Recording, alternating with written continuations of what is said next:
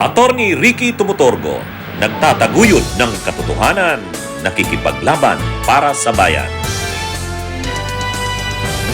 Kung ano-ano na namang mga intriga dyan kay PBBM, dyan sa lakad niya na yan sa Amerika, talagang ginagawan itong issue nila ni Sara, ni Marcoleta, yung mga DDS, pati sila Guanzon. At mayroon pa nga yung sinabi ko na may intriga pa daw na hindi naman talaga yan tungkol sa United Nations Security Council. Ano lang yan, front lang yan, isisingit yan, magpapagamot, magpapawira kasi seryoso na daw yung pumapayat na daw ng pumapayat si PBBM. Anyway, yan mga kabunyog, mga kababayan. Ngayon, sinagot yan ni Yussi Claire Castro, yung mga issue na yan. Sinagot yan ni Yussi Claire Castro. Medyo mainit nga yung sagot ni Yussi Claire Castro. Sinagot niya yung mga patutsada na yan.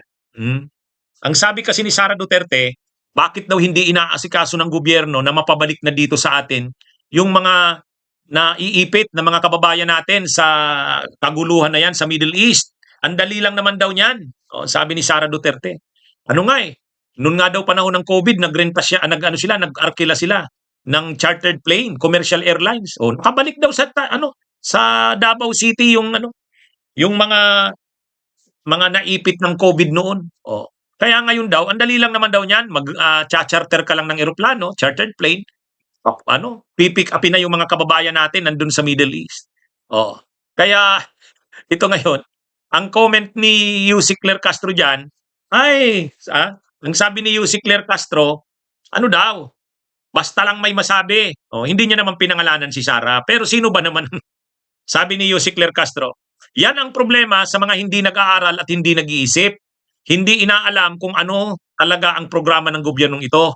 Makapagsalita lamang para makakuha siguro ng mga views, pero hindi po ito naaayon sa realidad. Yan.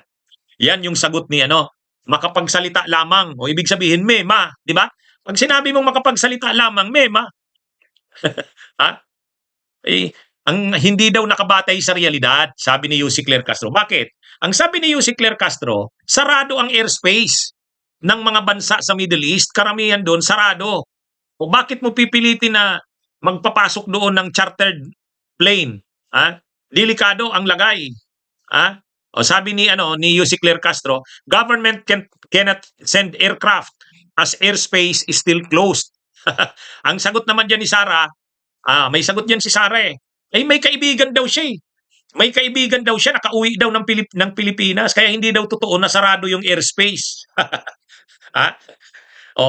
Kakakausap niya nga lang daw ng kaibigan niya. Bakit daw yun nakabalik ng Pilipinas? Ano yun, kaibigan niya, nakausap niya daw. Kaya hindi daw totoo na sarado ang airspace. Ang sabi naman ni Yussi Claire Castro diyan, ba't ka maniniwala sa kaibigan mo? Ba't ka maniniwala sa kaibigan mo? Ay naka-anunsyo na sarado ang mga airspace canceled ang mga flights ng Emirates sa Dubai, yung Qatar Airways sa Doha, sarado. Kaya yung sabi ni Yussi Claire Castro, huwag kang maniwala basta-basta sa sinasabi ng kaibigan mo. Actually, yan din ang comment diyan sa sinabi na yan ni Sara Duterte. May nabasa akong post, sabi din, Vice President ka, paano kung ikaw President ka na ng Pilipinas? Ibig sabihin, magre-relay ka sa sinabi ng kaibigan mo. Parang napaka yata niyan. Ang President ka ng Pilipinas, gagamitin mo yung lahat ng official na sources ng information. Hindi ka magre-rely sa sinabi ng kaibigan mo. Kaya, ito, kumbaga mahirap. Mahirap ngayon ang security. Pwede yon, mag-iiba ka ng rota. Pwede yon, ng ganun. Saka, iba yung kapag nag-charter ka ng eroplano, iba rin yung isa o dalawang tao na gagawa ng paraan na makabiyahe. Malaking pagkakaiba nun. Malaking pagkakaiba nun. Halimbawa, kung alam natin, sila Ann Cortez na ipit din saka yung asawa niya at pamilya. Pero nagawa nila ng paraan. Pero yun kasi, isa, dalawa, tatlo.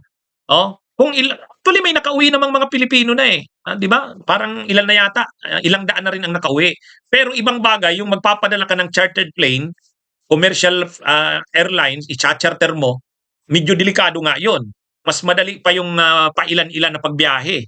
Kasi ano yun ang point ni Yusek Cler Castro. Madali lang na sabihin na mag-charter ng flight, tapos kunin na yung maramihan, kunin na yung mga kababayan natin doon. Hindi ganun kadali yon. Yun ang sinasabi ni Yusek Cler Castro. Si Sara naman, hindi daw. Yung kaibigan niyang araw, nakabalik na. Oo nga, pag isa, dalawa, or 100, pwede. Gagawan mo ng diskarte, paano paunti-unti. Saka iibahin mo yung rota. Kumbaga mag-iiba ng rota. Pero yung parang normal ang sitwasyon, magpapadala ka ng eroplano galing Pilipinas, chartered flight, tapos kukunin mo ng maramihan, delikado nga yun. Kaya lang yun na nga, ang sabi ni Yusek Cler Castro, basta may masabi lang, yun ang problema. ha? Ah, ano yan, medyo kapag presidente ka ng Pilipinas at magdidesisyon ka sa ganyang mga bagay, hindi pwedeng mag-rely ka sa sabi lang ng kaibigan mo o sabi-sabi lang. Hindi yun. Mga major decisions yan.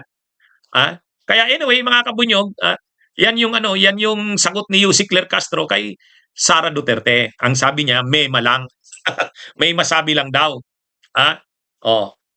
Pero yung hindi nagagawa naman talaga ng paraan. Actually, may napauwi na ang Department of Migrant Workers. May nagawa na ring paraan. Nakikita naman natin na may nakauwi na. Pero ang sinasabi kasi ni Sara, yung mag-chartered flight. Parang normal na normal, papapuntahin mo doon sa sa Middle East, tapos maramihan sasakay yung mga kababayan natin, balik na ng Pilipinas. Pwede 'yun. Kung COVID, pwede 'yun. Wala, iba naman ang COVID eh. Ito hindi giyera ito eh. Delikado. Kaya kaya lang yun na nga. Actually may mga nagre-react ng kababayan natin. Ang hirap pala nito ni Sara pag naging presidente. Ganun mag-isip. Mahirap pala pag si Sara ang presidente ng Pilipinas. Kung ganito yung sitwasyon ngayon, tapos ganyan parang daw eh. Parang hindi presidente yung ganyan. Una, magre-rely ka sa kwento ng kaibigan mo. Pangalawa, akala mo ganun lang kadali. Akala mo ganun lang kadali. Hindi yun. Kaya sabi nga ni Yusek Cler Castro, ang comment na yan, hindi niya naman pinangalanan si Sara, pero sabi niya, parang may masabi lang eh. Parang may masabi, kaya nga mema. Anyway, mga kabunyog, mga kawayan, yan ang problema dito kay Sara Duterte. Talagang gusto niyang batikusin ang administrasyon ni PBBM to the point na para sa kanya, ang mga lumalabas sa bibig ni Sara, nakakantsawa na sa social media. Kasi nga, imaginein mo, ang dali lang naman yan. Mag-charter ka lang ng eroplano, chartered flight, arkilahin mo. Makukuha na yung mga kababayan natin. Sabi niya, ginawa niya din daw nga daw yun sa Davao. Kaya yan mga kabunyog. Pero iba nga yung COVID. Ang COVID, yun eh, ibang-iba dito sa gera. Kaya lang yun na nga. Sabi ni Yusek Cler Castro, yan, mga nagsasabi ng ganyan, yung mga walang alam, yung mga hindi nag-iisip. Yun, matindi. Matindi ang bira ni Yusek Cler Castro. Yung mga ganyan daw na tubo ng pag-iisip, yung mga hindi nag-iisip, yung mga walang alam. Yan.